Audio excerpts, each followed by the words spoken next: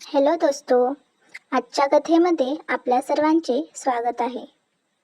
कथेचे नाव आहे अभूतपूर्व. ही घटना 18 सप्टेंबर 2020 मध्ये माझा भाऊ पार्थ सोबत घडली आहे आणि आज तो त्या घटनेनंतर या जगात नाही. पार्थ हॉटेलमध्ये कामाला होता आणि त्याची नाईट ड्युटी होती. हॉटेलमधली शेवटची ऑर्डर आणि आता हॉटेल पण बंद होणार होते. पार्थला घरी जायचे होते, पण मालकाने शेवटची ऑर्डर म्हणून जा आता आणि रात्रीचे 12 वाजले होते. पार्थने विचारले कुठे करायची आहे डिलिव्हरी. मालकाने ऑर्डर फोनवरून आल्यामुळे एक पत्ता लिहिला होता. तो पत्ता हातात देत म्हणाले, या पत्त्यावर जा. तसा पार्थ बर्गर घेऊन गेला. मात्र त्या पत्त्यावर कोणीच नव्हते. पार्थने 10 वेळा कॉल लावला, पण नंबर लागेना. लांबूनच एक मुलगा पार्थला हात करताना दिसला. कदाचित ही त्या मुलाची ऑर्डर असावी म्हणून पार्थ द्यायला गेला. जागा खूपच लहान होती. पार्थ त्या मुलाजवळ गेला, पण तेथे कोणीच नव्हते. पार्थला वाटले कदाचित भात झाला असेल आणि अचानक कसला तरी आवाज येऊ लागला. पार्थने गाडी चालू करण्याचा प्रयत्न केला, पण गाडी चालू होतच नव्हती.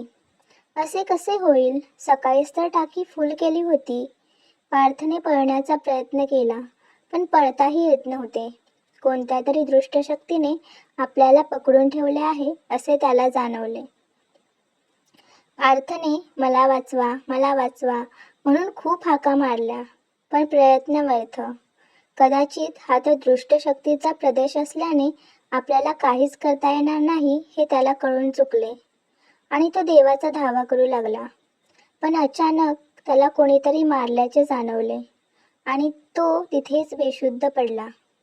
पार्थ थोड्या वेळाने परत उठला आणि त्याला आता ती वाईट शक्तीची सीमा ओलांडायची होती. पण त्या असुरी शक्तीची ताकद एवढी होती की त्या शक्तीने पार्थला मारून टाकले. दुसऱ्या दिवशी पेपरला बातमी आली, पार्थचा मृत्यू झाला.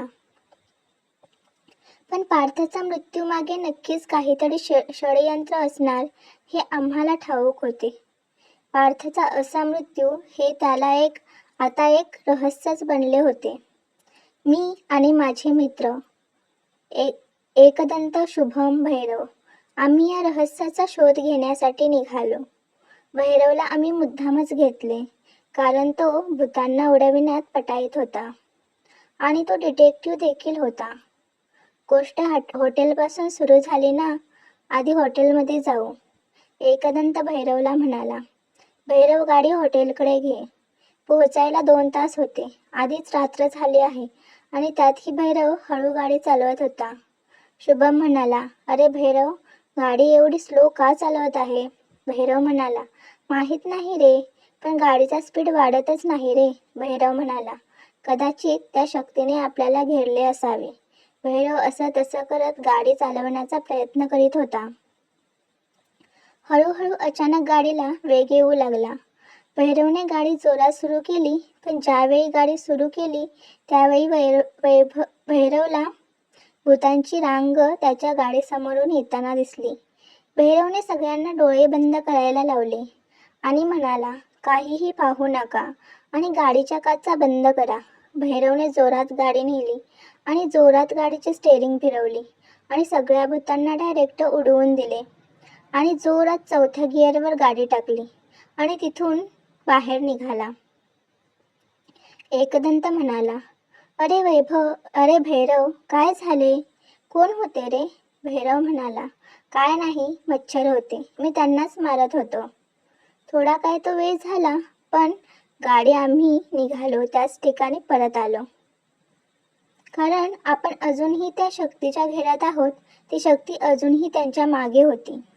भैरवने त्याच्या गळ्यातील काल भैरवनाथाच्या रुद्राक्षाची माळ त्या शक्तीवर फेकली आणि बघता बघता त्या रुद्राक्षातून तेथे त्या असुरी शक्तीचा नाश करण्यासाठी त्यातून श्री कालभैरव प्रकट झाले आणि त्या असुरी शक्तीत आणि कालभैरवनाथ यांच्यामध्ये युद्ध झाले आणि कालभैरवनाथांनी त्या शक्तीला भस्मसात केले आणि त्यानंतर गावकऱ्यांनी त्या गावातील त्या असुरी शक्तीचा विनाश झाल्यामुळे तिथे श्री कालभैरवनाथाचे मंदिर बांधले आणि त्यानंतर कोणत्याही दुष्ट शक्तीने तिथे प्रवेश केला नाही.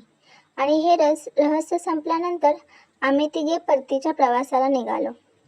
जाता जाता भैरव म्हणाला, खूप भूक लागली आहे यार, काय करायचे? एक दंत म्हणाला, चला समोरच एक चहाची टपरी आहे, तिथे मस्त चहा पिऊ.